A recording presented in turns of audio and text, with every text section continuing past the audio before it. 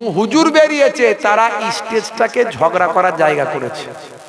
এই স্টেজে এসে ইওর বিরুদ্ধে ফতোয়া, ওর বিরুদ্ধে ফতোয়া, ও বেদাত, ও কাফের, ও মুনাফিক, ও হারামখোর, ও অমুকখোর, নানা রকমের কথা।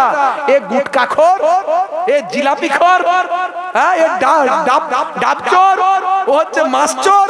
এ চলছে না চলেনি? বলে তাহলে এই যদি হয়, সাধারণ মানুষ তারা কি শিখবে? কি শিখবে? এই হুজুররা সমাজের মানুষকে হেদায়েত করতে পারলো না, সমাজের মানুষকে ঐক্যবদ্ধ করতে পারলো না, সমাজের মানুষদের মধ্যে থেকে 100টা ডাক্তার বানাতে পারলো না, 100টা ইঞ্জিনিয়ার করতে পারলো না, আইএস আইপিএস ডব্লিউবিসিএস অফিসার করতে পারলো না। অথচ সমাজের মানুষের মধ্যে এই হুজুরদের ওয়াজ শুনে সকাল হলেই চায়ের দোকানে ঝগড়া হয়। কথা ঠিক না ভুল? কিছুজন এই হুজুরের দলে, কিছুজন ওই হুজুরের দলে। ঝগড়া হয় কি হয় না? বন্ধুরা আমার, এই সমস্ত হুজুরগুলো যারা স্টেজে উঠে একে অপরের কটূক্তি করে, এদের থেকে দূরে থাকতে হবে। তাই তাদের নিয়েও আমার 2 লাইন কবিতা এখানে লিখে ফেলেছি। কি হবে হুজুর সেজে, কি হবে হুজুর সেজে, যদি তার কথাতে ওই সমাজেতে ঝগড়া বাড়ে, যদি তার কথাতে ওই সমাজেতে ঝগড়া বাড়ে, কি হবে হুজুর সেজে। আজকাল কত হুজুর বক্তৃতা দেয় স্টেজেতে, তাদের কথাই মুসলমানে ভাই ভাই ঝগড়া করে। আজকাল কত হুজুর বক্তৃতা দেয় স্টেজেতে, তাদের কথাই মুসলমানে ভাই ভাই ঝগড়া করে। হুসাইনি সবার বলে ওই হুজুর রাখবে দূরে, হুসাইনি সবার বলে ওই হুজুর রাখবে দূরে। যদি চাও সুস্থ সমাজ তুলতে গড়ে, যদি চাও সুস্থ সমাজ তুলতে গড়ে, কি হবে হুজুর সেজে, কি হবে হুজুর সেজে, কি হবে হুজুর সেজে, কি হবে মানুষ হয়ে, কি হবে মানুষ হয়ে, যদি না চিনতে পারে নিজ প্রভুকে, কি হবে মানুষ হয়ে। কথা ঠিক না ভুল বলেন? বন্ধুরা আমার, তরুণ যুবকেরা আমার, আমরা সাচ্চা মুসলমান হতে পারি না। সেই জন্য আজকে আমাদের উপর এত মুসিবত, এত লাঞ্ছনা, বঞ্চনা, অপমান আমাদের সহ্য করতে হচ্ছে। আজকে চারিদিকে তাকিয়ে দেখুন, মুসলমান কি খাবো আমরা? আমরা গোস্ত খাবো কি খাবো না? গরুর গোস্ত খাবো না ভেড়ার গোস্ত খাবো? হ্যাঁ, তার জন্য আমাদেরকে লাঞ্ছিত হওয়া, কত মানুষ মার্ডার হয়ে গেল এই জন্যে। বুঝতে পারছেন? আপনি আপনার নামাজ পড়বেন, আপনার নামাজে বাধা দেওয়া হচ্ছে, এক শ্রেণীর মানুষ করছে। এসব হচ্ছে তার কারণ আমরা রাসূলের তরিকা ভুলে গেছি, সুন্নত ভুলে গেছি, নামাজ ছেড়ে দিয়েছি। হে তরুণ যুবকেরা, এখনো সময় আছে। আপনি যদি আল্লাহ ওয়ালা হয়ে যান, আমার আল্লাহ আপনাকে গায়েবী মাদাত করবেন, আমার আল্লাহ আপনাকে সাহায্য করবেন। আমার আল্লাহ তাই কোরআন মাজিদের মধ্যে জানিয়ে দেন, ফালিয়াবুদু রাব্ব হাযাল বাইত আল্লাযী আত'আমাহুম মিন জু ওয়া আমানাহুম মিন খাউফ। হে দুনিয়ার মানুষ শুনে রেখে দাও, হে দুনিয়ার মানুষ শুনে রেখে দাও, হে দুনিয়ার মানুষ খেয়াল করো, তোমাদের উচিত কাবা ঘরের ইবাদত করা, কাবা ঘরের যিনি মালিক তার ইবাদত করা। কারণ তিনি তোমাদের ক্ষুধা লাগলে খাওয়ায়, আমাদেরকে ক্ষুধা লাগলে কে খাওয়ায়? জোরে বলেন কে? ক্ষুধা লাগলে কে খাওয়ায়? ক্ষুধা লাগলে তিনি খাওয়ান। আর ভয় পেলে ভীত হলে আমার আল্লাহ আমাদের ভয়টা দূর করে দেন। আল্লাহ বলছেন, বান্দারে ক্ষুধা লাগলে আমি খাওয়াই, আর ভয় পেলে তোদের ভয়টা দূর করে দিই। তোদের উচিত আমি আল্লাহ আমার ইবাদত করা। তাহলে এর দ্বারাই বোঝা যায় কোরআন কখনো মিথ্যা নয়। আমরা যদি আল্লাহর ইবাদত করি, ভয় পেলে আমার আল্লাহ ভয়টা দূর করে দেবেন, আর ক্ষুধা লাগলে আমার আল্লাহ রুজির ব্যবস্থা করে দেবেন।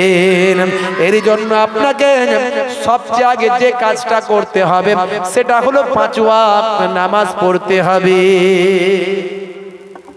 5 ওয়াক্ত নামাজ পড়তে হবে, 5 ওয়াক্ত নামাজ পড়তে হবে। সবচেয়ে বড় ইবাদত কি? নামাজ। সবচেয়ে বড় ইবাদত নামাজ।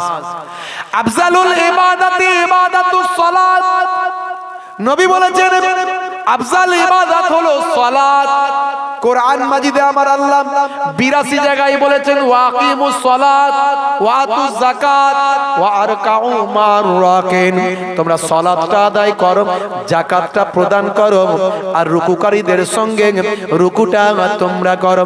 আমার আল্লাহ যা বলে দিয়েছেন সবের মধ্যে বিজ্ঞান আর বাস্তবতা আছে। হে তরুণ যুবকেরা, 1450 বছর আগে নবী যা বলে দিয়েছেন সবের মধ্যে বিজ্ঞান আর বাস্তবতা আছে। আমার আল্লাহ বললেন নামাজের কথা, নামাজ নিয়ে গবেষণা হলো, স্বাস্থ্য বিশেষজ্ঞরা বললেন নামাজের থেকে ভালো ব্যায়াম আর কি হতে পারে। যে বান্দা 5 ওয়াক্ত নামাজি হবে সে কখনো ম্যাড হবে না, তার কখনো মানসিক রোগ হবে না, কারণ সে 5 ওয়াক্ত নামাজি হলে পৃথিবীর সব কিছু চিন্তা থেকে মুক্ত হয়ে কিছু সময় সে আল্লাহর ধ্যানে মাশগুল থাকে। যে বান্দা 5 ওয়াক্ত নামাজি হবে, হে তরুণ যুবকেরা, তার মাথা ঠান্ডা থাকবে, শরীর শান্ত থাকবে, মন তার শান্ত থাকবে। আমি বলছি না, স্বাস্থ্য বিশেষজ্ঞরা বলছেন নামাজের আগে 5 বার যখন ওযু করা হয়, ওযুর অঙ্গগুলো যখন ধোয়া হয়, স্বাস্থ্য বিশেষজ্ঞরা পরীক্ষা করে দেখেছেন এই হাত মুখ যখন ধোয়া হবে, হাত মুখ ধোয়ার পরে মানুষের হৃদয়ের মধ্যে একটা স্বস্তি তৈরি হয়ে যায়। হে তরুণ যুবকেরা, হে আমার বন্ধুরা, 1450 বছর আগে আল্লাহ রাব্বুল আলামিন কোরআন মাজিদে জানিয়ে দিলেন ইয়া আইয়ুহাল্লাযীনা আমানু কুতিবা আলাইকুমুস সিয়াম কামা কুতিবা আলাল্লাযীনা মিন ক্বাবলিকুম লাআল্লাকুম তাত্তাকুন।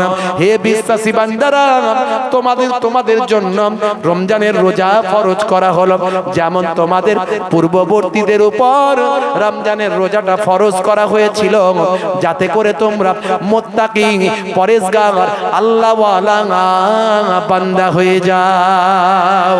হে তরুণ যুবকেরা, স্বাস্থ্য বিশেষজ্ঞরা গবেষণা শুরু করলেন, বিশেষত জাপানের বিখ্যাত বিজ্ঞানী নাম হলো মিস্টার ওশিনোরি। তিনি একজন বিখ্যাত বিজ্ঞানী ছিলেন বাবা। তিনি রমজানের রোজা নিয়ে গবেষণা করলেন।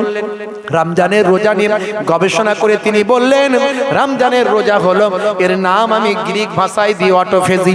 অটোফেজি কথার অর্থ হলো আত্মভক্ষণ।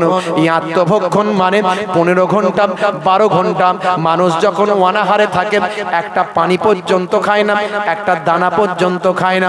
এর ফলে শরীরের ভিতর এক ধরনের সজীব কোষ আছে, এক ধরনের নির্জীব কোষ আছে। সজীব কোষগুলো খাদ্য চায় আর নির্জীব নিষ্ক্রিয় কোষগুলো শরীরের আবর্জনা হয়ে থাকে। ভাই, হে তরুণ যুবকেরা, সজীব কোষগুলো যখন খাদ্য চায় 15 ঘন্টা 12 ঘন্টা 14 ঘন্টা যখন একটা দানা পর্যন্ত যখন খাবার তার শরীরে যায় না, তখন ওই সজীব কোষগুলো বাধ্য হয়ে শরীরের নির্জীব আর নিষ্ক্রিয় কোষগুলোকে খেয়ে আমাদের শরীরটাকে নতুন ভাবে চাঙ্গা করে দেয়। এই সিস্টেমকে বিজ্ঞানী ওশিনোরি বলেন, এটার নাম হলো অটোফেজি। গ্রিক ল্যাঙ্গুয়েজে তিনি বলেন আত্মভক্ষণ। অটোফেজি কথার অর্থ হলো আত্মভক্ষণ। তিনি গবেষণা করে দেখিয়ে দিলেন রমজানের রোজা রাখার কারণে ক্যান্সারের জীবাণু পর্যন্ত মারা যায়। অথচ আমাদের ঘরের প্রচুর ছেলেপুলে আছে রোজার সময় রোজা রাখে না, আছে না নাই? হ্যাঁ, তিরঙ্গা পুচ পুচ করে ফেলছে, বলি না গ্যাস হয়, গ্যাস। এই দেখছি ডাইজিন দেয় পকেটে বের করছে, ডাইজিন দেখ, ডাইজিন দেখেছিস, ডাইজিন তিরঙ্গা খাচ্ছে, পুচ করে ফেলছে। ভালো চলছে মার্কেট, হ্যাঁ ধান্দা ভালো চলছে, ধান্দা খাচ্ছে রজনীগন্ধা। আর যখন অশান্তি খাবে এরা শান্তি। এদের ট্যাগ গুলো খুঁজে দেখবেন 10টা 20টা 15টা করে শুধু সারাদিনে মাল চালিয়ে দেয়, বুঝতে পারছেন? যেখানে বসবে সেখানটা পুচ পুচ পুচ পুচ পচিয়ে দিয়ে বেরিয়ে যাবে। 12 বছর আর ঘাস জন্মাবে না, বুঝতে পারছেন? জিভ ঠোঁট দাঁত সব এক, চেনা মুশকিল। আমি তাই মাঝে মাঝে বলি, যারা মদ খায় তাদের 3টে লাভ। মদ খেলে 3টে লাভ। কি কি না? যে মদ খাবে সে আর তা বুড়ো হবে না, সে আর বুড়ো হবে না। আর মদ খেলে দেখবেন কুকুর কিন্তু ধারে কাছে আসবে না। আর 3 নাম্বার হচ্ছে ঘরে চোর পড়বে না। চোর পড়বে কি করে? সে মদ খেয়ে তার এমন অবস্থা, রাত দিন বকবে, শুধু সারা রাত জেগে আছে, তো চোর ঢুকবে কি করে? মাল যোগে জেগে আছে, যাবি কি করে? চোর ঢুকবে না। আর অল্প দিনের মধ্যে মদ খেয়ে লিভার টিভার খারাপ হয়ে হাত পা সব লিকলিকে হয়ে যাবে, সরু একদম হাত পা সব লিকলিকে হয়ে যাবে অল্প দিনের মধ্যে। মদ টদ খেয়ে এত শরীর দুর্বল, লাঠি নিয়ে চলবে। কুকুর মনে মনে করবে মারবে মনে হয়, কিন্তু কুকুর জানে না যে ও জ্বালাতে লাঠি নিয়েছে, ও জ্বালাই পরেই লাঠি নিয়েছে, ও মারার জন্য নয়, নিজে বাঁচার জন্য। তো এই লাঠি নিয়ে চলবে, কুকুরের ধারে কাছে আসবে না। আর 3 নাম্বার হলো বুড়ো হবে না।